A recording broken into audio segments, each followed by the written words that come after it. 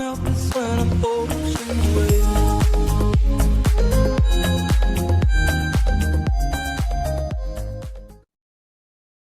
Today on Nova Legends podcast, I have Washington Lee soccer coach Mike Singleton, fresh off a big win against Muhlenberg and a date in the Sweet 16 against another high-scoring team, Kenyon College. Coach, thanks for doing this. My pleasure. Thanks for having me. Oh, of course. Well, like I said, you have a really exciting team. I mean, you guys score a lot of goals. I went through your games and your record. I mean, I don't think I've ever seen a soccer team post like under 13 that scores as many goals as you guys. So I can't wait to see you guys play. I mean, you've done it. You're in your 9th year at Washington Lee. Last year, you guys were #1 in the country for a while. I believe you're a co-coach of the year. Just an amazing record. How did you get started in soccer? Well, my dad was from Liverpool, so if we didn't play soccer, we were orphaned, and that kind of made it pretty easy. He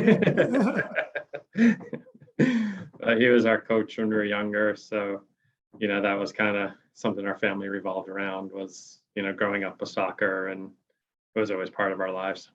Okay. And when I was in high school, I started helping coach for my younger brother's team, so that started me on the coaching.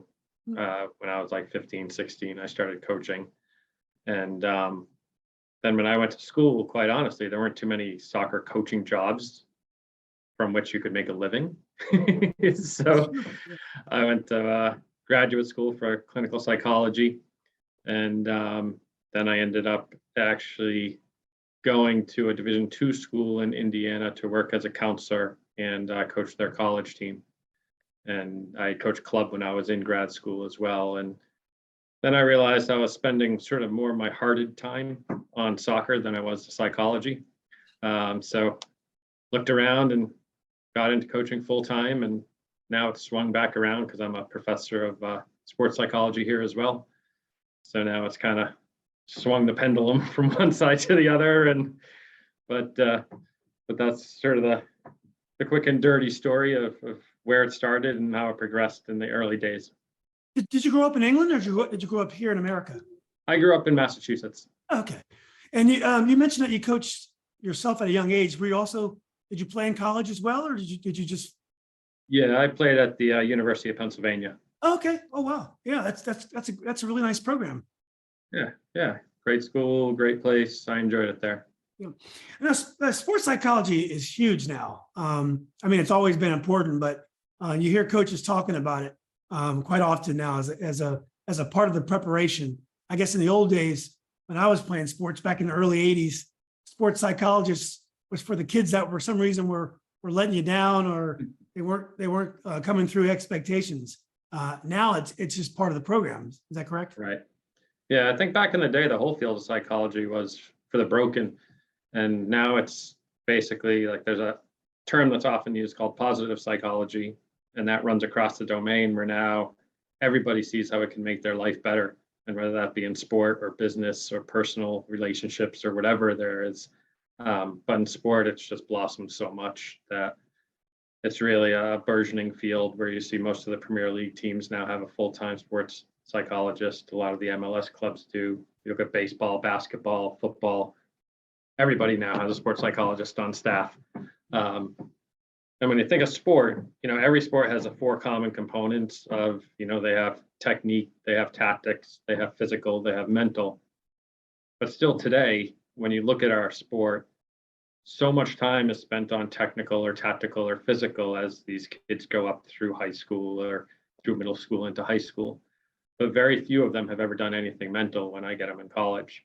So it's something where we're starting the building blocks for a component of our sport that is extremely important, in the least coach-controlled sport there is. And do you think that background gives you an advantage as a coach? Well, I think it's necessary. Like us as coaches, we wear 20 different hats. So I'm happy that I have some sort of elevated skills in this area, because I do think it helps our team a good bit. Yeah. So, my son was a high school player, club player.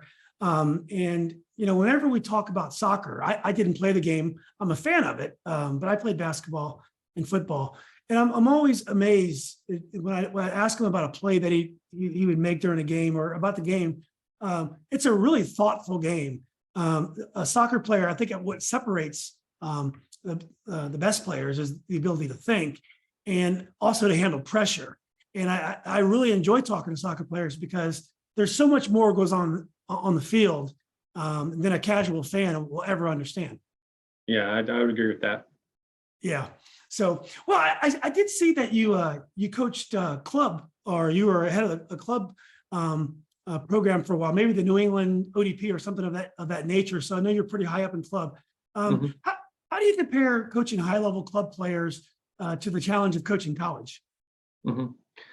Well, I tell the recruits when they come in, I don't say that college soccer is necessarily more sophisticated, but it happens a heck of a lot faster and it's more physical.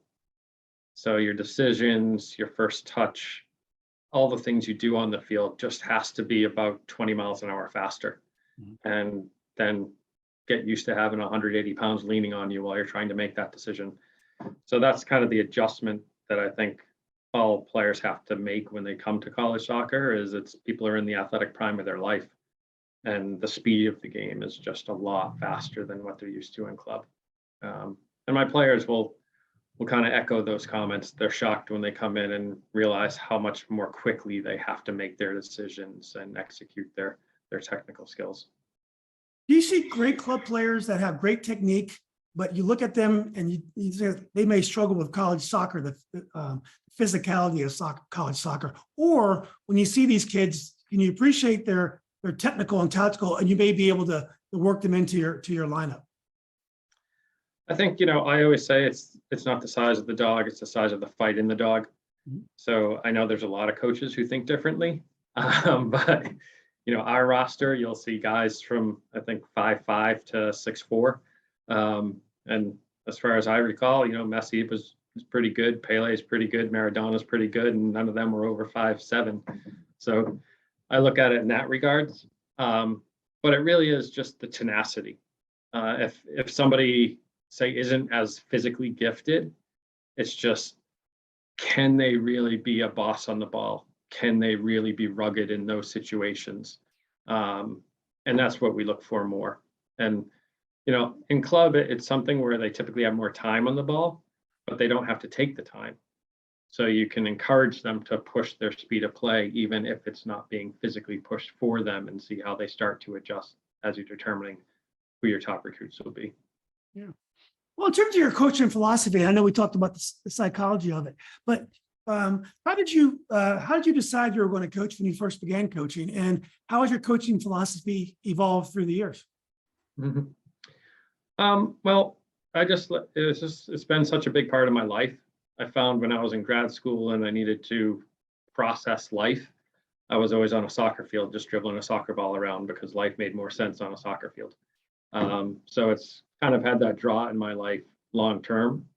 And when it became possible to make a living doing something I loved so much, it just seemed like a logical thing to do. But I've taken all my licensure in this country. I've gone up through the A license. I've got the Premier license. I have a FIFA license. I have an English license, a Dutch license, you name it. I've gone sort of worldwide to just continue my education as a coach, because I think our game is constantly evolving. And that's one of the things, say, my philosophy as a coach is my players know I'll ask them to work extremely hard, and I'm an extremely demanding coach. But I do make the promise to them that I'll never ask them to work harder than I work. And that's something that I think as a coach professional is my responsibility, is to continue to challenge myself and learn about the game and learn about communication and how to manage players and all the aspects of coaching. But for me, I told the guys, one of the things that is sort of a foundation of my coaching really came from my mom, who never played soccer. I had a big misfit extended family, and she always said, it's our job to find the good in everyone. Everybody has good, you just have to find it and then celebrate it and expand it. And that's kind of how I look at coaching as well. As we don't always talk about what players need to improve. We make sure we recognize what they're doing well. And I don't look at any two players the same, and I don't think they should be the same. We have to take what attributes they are special at and what they bring to the table and figure out how to utilize those best and then expand upon them and make them more broad-based. But that's a big thing with our team is everybody is different, and that's awesome. We just have to figure out how to get them to understand how to use what talents they do have to the best of their abilities. Yeah. Well, when you look at your team this year, and I think last year as well, obviously an offensive team, lots of weapons. Have you always had teams that were kind of high flying, or you had defensive teams that you had to win a game or eke out a draw by playing real defensive and playing behind the ball? I'm a bigger fan of the creativity of our sport. I like to say that it's soccer is artistry every day. So what can happen in the game is kind of the same as my sort of Manet or Monet every day. And that's what I like to create is just fluidity and allow the players license to be creative.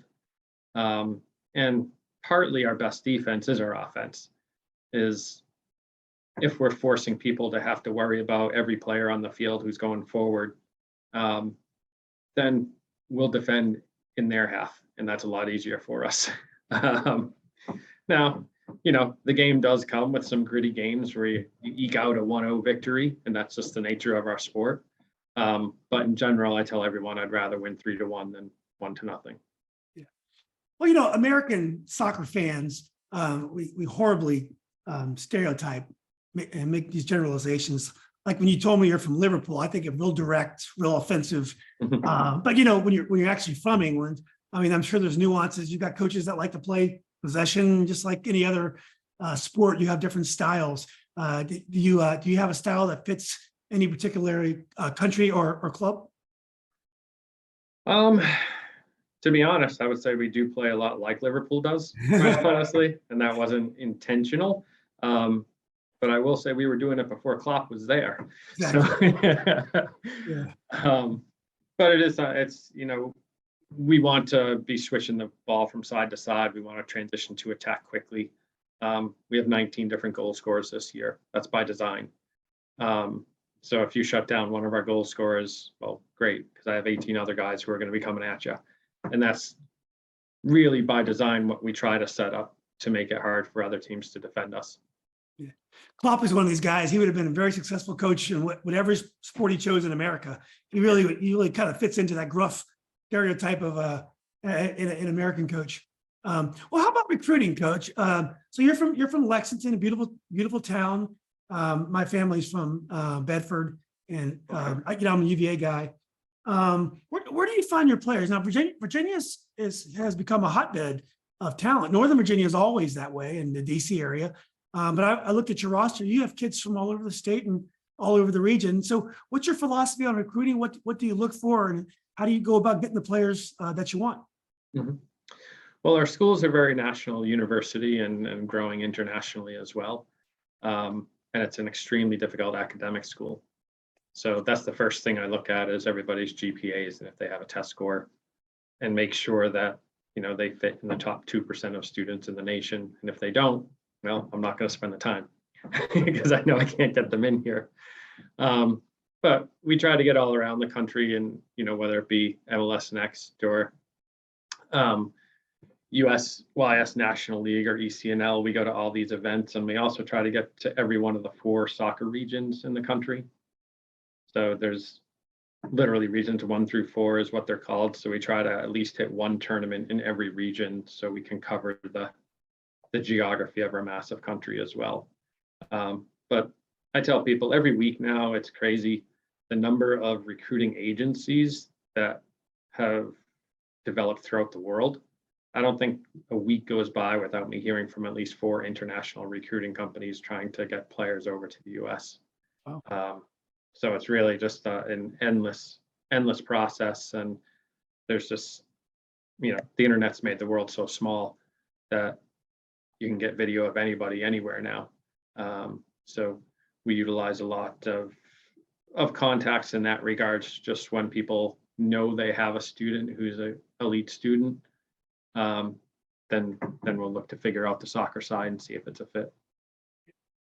Well, one thing about a team like Washington Lee, when you have a very high level Division III team like yours, you have a lot of kids that could play Division I. It's just a matter of how much they want to play or whether they got the proper exposure. Do you get yourself in situations that the kids that you're recruiting end up being Division I, or they end up, I don't want to say falling, but they end up being available to Division III to your surprise, and you might not be there waiting for them because you probably thought they may have gone Division I in the first place? Yeah, I'd say that the conference that we compete with most for recruits is the Ivy League. So it's a very normal thing that we see every single year.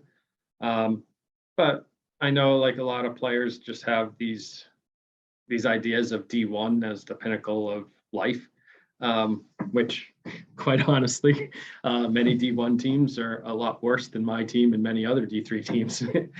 But I will say we just don't close the door. So even if somebody might start the process thinking they're going to go D1, I keep the communication stream open and just let them know that, if it turns out that they're not getting the love that they want from some of those colleges, then to make sure that they realize my door is always open. And I believe you coached at a D1 college briefly at University of Delaware. Is that correct? Yeah. Is coaching in Division I a very different than coaching in Division III? I know, there's probably a little more money available in Division I, and not as much as people would think. Soccer's, it's tough to get money. But is it a much different challenge? I would say right now, D3 soccer is what D1 coaching was 20 years ago. Mm. So I would say the amount of recruiting, communication, and the popularity of the game has just made it so it's an endless task where every single weekend of the year there's an event that people are asking you to go to. But it really comes down to the off-season time. There's a little bit more ebb and flow in Division III. So that January, February time, they're really relying on captain's practices. And whereas at D1, they'll be spending 8 to 20 hours a week doing things right during that time. So that's really what comes down to, I think, the choice for a lot of people is how much they want to have it be a full year, 20 to 40 hour week commitment versus having it really busy in the fall as all divisions are the same in the fall, and then having just sort of some time to focus more on academics or the other clubs and activities that college life provides. And I think they understand that if you're at a top, say, 10 D3 program, you'd probably be in 40 to 60 in the D1 if there was rankings for the D1 at that level. Yeah. So as far as the level of soccer, I think there's a lot better awareness out there now amongst the recruits coming in that they want to be competitive and they want a chance to win. And they say, well, I could go to a mediocre D1 team that has a degree that's of less value for the rest of my life, or I could make more money for the rest of my life and get a few trophies. Exactly. Yeah, kind of a nice choice to have. Yeah, I know it is. My son played at Yorktown. He's at UVA now, first year there, and I was amazed of all the great players that he played against that ended up going Division III.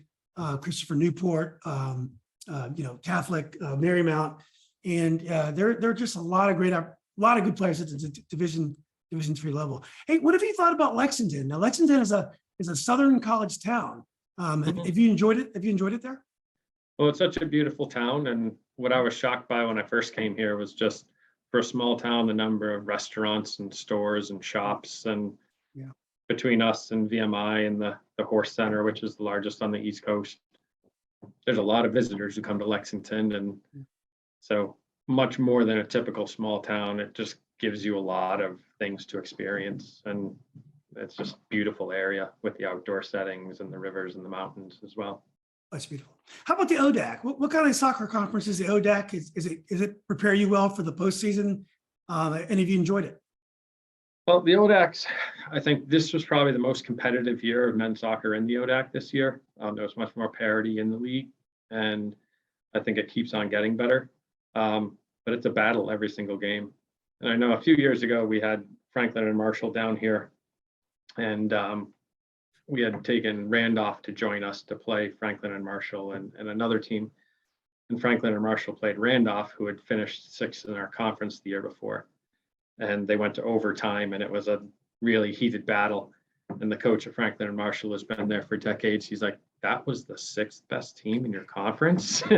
And I was like, yeah, we don't really get too many days off. I'm like, it's people are coming and they're battling, and soccer in Virginia is quite good. So you get a lot of competition, and in the ODAC, you have a lot of those Virginia players staying in Virginia to go to college. So I think it's a very competitive conference, and we know that we have a target on our back and our front and everywhere else we go. So it really does get us ready, because we know we're getting everybody's best when they come to play us. Do you ever play VMI? Who you share Lexington with? Yeah, we've played them. We typically win those games. So it's been tough for them the past years, and so these days we're not really playing anymore, just because I wanted to make sure in preseason or in spring season we're getting teams that were more of a threat to us, sort of, and challenging our players more. Well, that says a lot. It's Division I team, and you're, in basketball, it's always the exact opposite. Well, let's talk about your team. So Samuel Bass, Michael Kazowski. Kutzenzera. Woo, that's a tough one. I think they're returning All-American players, I believe. Yes. And then you have a sophomore named Wayamini Agabaya. I need help here. Agby. Yeah, that's a lot. Who's got 15 goals this year. Yes. So tell us a little bit more about your team and some of your threats and your defenders. Yep. Yeah, well, those three guys you mentioned, Sam Bass, Mike Kutzenzera, and Wayme Agby, they're just dynamic players who love to attack and have a lot of creativity. And one of the things that we do is, we're shifting positions a lot and alternating who's in what role and where they're going. So it keeps sort of defenses on their toes when they're seeing people come from all different angles. But those three together, they're tough for any team to handle. And the interesting thing about them too is I've heard comments from opposing parents who are like, your players are smiling so much on the field. And I'm like, well, they like each other and they like to play with each other. So I think it has added to their success, because they feed off each other's energy in a way. And then defensively, Tyler Smith, he's Conference Defensive Player of the Year. He's a second-year captain for us, and he's really stepped into a center back position really well. And Charlie Colby, who's another senior captain, both of them first-team all-conference players, and both of them replacing a first-team All-American center back from last year and a first-team All-Region center back from last year. So I think they've stepped up really well. And, with those guys overall together, it just creates a really, I think, cohesive team that's played a lot of minutes together and a lot of time together. Well, scoring goals and winning, that makes anyone smile, especially the coach. But the conference tournament, the ODAC, it went really well. You won the ODAC. I believe you beat Roanoke in the final of the ODAC. And then in the NCAAs, which is a tough weekend, because you got to play two games in a row. Luckily for you, the games were at home, so that's got to be a nice advantage to have. And you scored 10 goals against Brevard and Muhlenberg. Tell us about last weekend. Yeah, well, it is, Brevard coming up. We know we often get USA South teams sent to us when we have a good year and we host. And we knew that they were relatively new to Division III. It used to be a Division II school. But, our guys really sort of spread them out and really sort of put them on the back foot. But I give a lot of props to those guys, like afterwards. I mean, their team was so nice and so just gentlemanly and giving us compliments, and just great people to be around and compete against. And then we knew that the Muhlenberg game, I mean, they play in the Centennial Conference, which is a very strong conference, and they won it. So on the way, they beat Hopkins and Franklin and Marshall and other programs that are top 20 teams. Yeah. And we knew that was, they started, I think, 10 seniors. So we knew it was going to be a battle with them. But I think our team depth really showed itself. And that was the second game of the weekend. And for the first, say, 55 minutes, it was a fairly even game. but then we started owning the ball a bit more and started attacking a bit more, and you could see their legs get tired as the game sort of continued on. But both games we had 5 different goal scorers, so I'm really happy about that because we have a lot of different people getting involved at different times and stepping up at different times, which I think as we go through the NCAA tournament, because it is back to back last weekend and this upcoming weekend, you have to have a deep team and you have to rely on different people at times because it's just simply inhuman to be able to go for 2 complete matches within 24 hours. That's just insane. Well, how'd you guys come out of the weekend? Are you guys healthy, and is everybody excited? It's time to go on the road and to go to Ohio to play Kenyon. Yeah, other than it's just sort of one injury, I'll say that we're sort of watching to make sure he can play this weekend. But overall, we're very healthy, and we leave tomorrow for Ohio, and have a really tough game against Kenyon, which is also a very high-powered offensive team, and we know has high hopes as they have 5 super seniors on their team, which is sort of the COVID creation of the reality of college sports these days. So and they're going to be hosting, so it's going to be tough for us to go on the road and just sort of impress our style and our will on a team at their home. But our guys have battled everybody, and I know last year when we went into the Elite 8 and we hosted Messiah, everybody was saying, oh, Messiah is the best team in the nation, and that's going to be a real tough one. And we outplayed them and won that game. So I really don't look at any team in the nation with worry as much as I do respect.